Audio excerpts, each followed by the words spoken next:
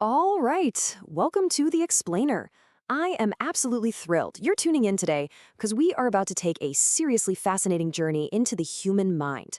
We're going to explore exactly how our brains process incoming information, what scientists like to call stimuli.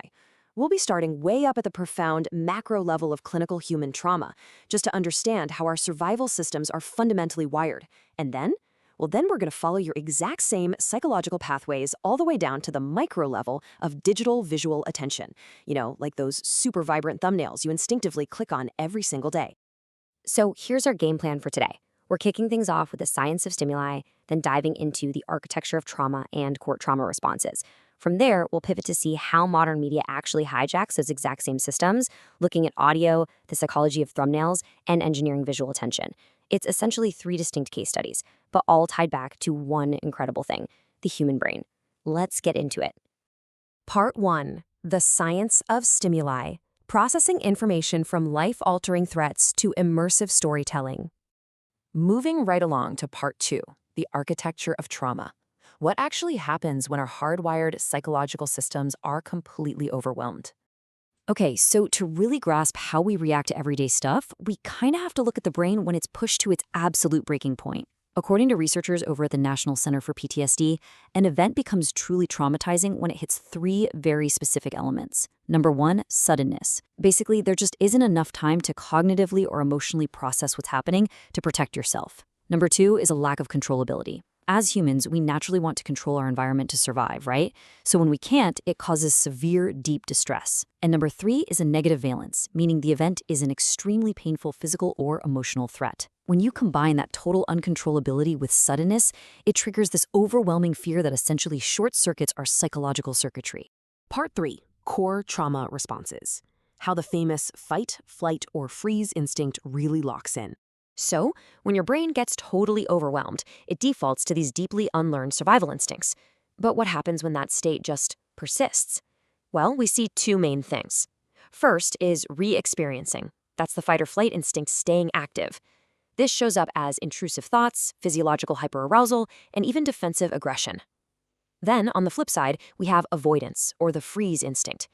This causes emotional numbing, amnesia, and actual physical numbness. And through a process of classical conditioning, completely benign everyday cues in your environment that just happened to be around during the original event can suddenly trigger these massive survival responses, even when you're completely 100% safe. Let's zoom in on one really specific, extreme version of this. It's called peritraumatic dissociation. This is when the brain forcibly distorts your perception of yourself or your environment during a traumatic event, just to mitigate that overwhelming fear. Actually, think about that for a second. It's a prime example of the brain literally altering its own reality just to survive a situation where it has absolutely zero control. I mean, it is a truly stunning display of the mind's defensive power. Which brings us to a massive, really fascinating question.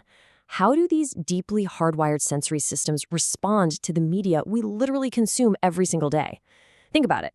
If our brains are this powerfully attuned to environmental cues to dictate our survival instincts, what happens when storytellers and digital creators artificially tap right into those exact same sensory pathways?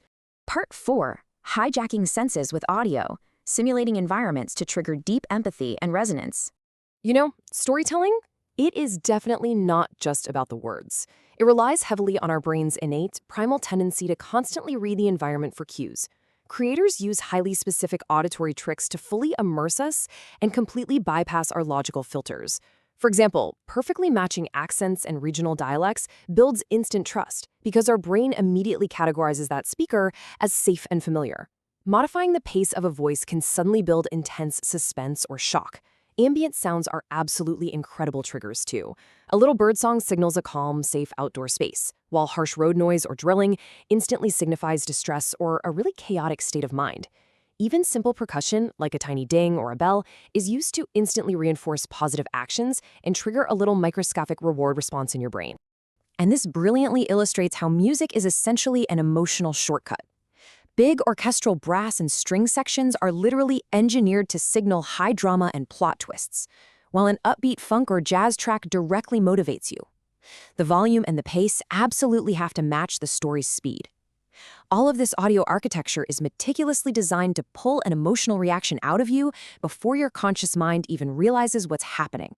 All right, shifting gears to part 5, the psychology of thumbnails, processing visual information in a literal fraction of a second. When you're endlessly scrolling your feed, you are frantically scanning a digital environment using those exact primal instincts we just talked about. And marketers completely exploit this using what's called the AIDA framework: attention, interest, desire, and action. First, they grab your eye using super high contrast. Then, they spark interest by creating a curiosity gap between the image and the title. Next, desire is built by planting a burning emotional question right in your mind. And finally, action is achieved by making the image so incredibly clear and readable that there is zero cognitive friction in your decision to click. It perfectly, almost eerily, mirrors how we rapidly assess our physical environment for safety or reward. And if you're sitting there doubting how effective this really is, just consider this number: 90%.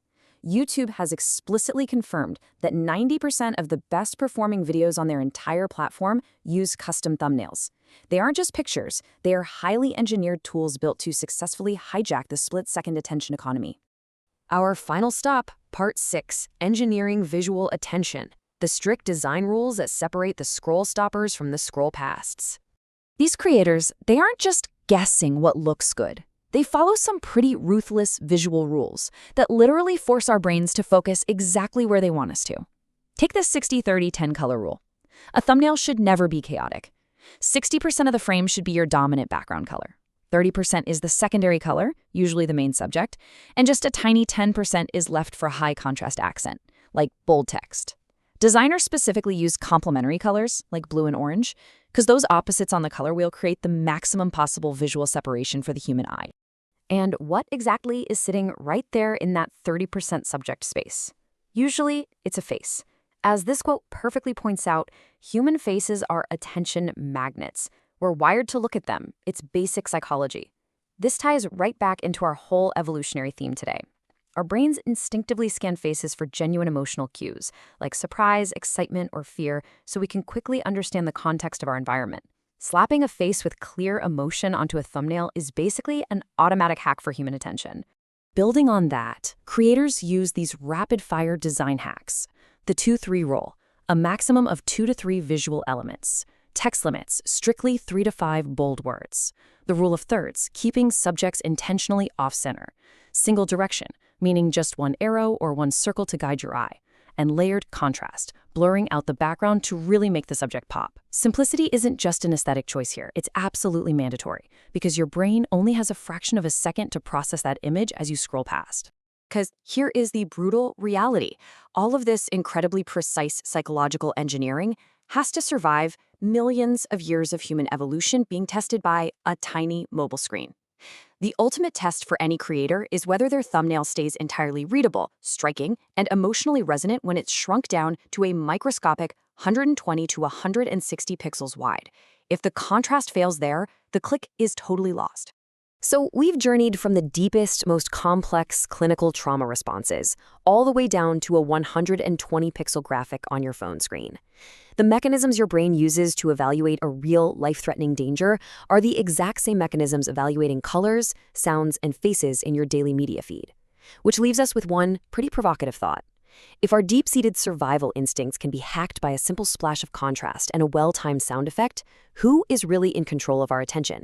Thank you so much for hanging out with me on this explainer. I really hope this completely changes how you look at the media around you.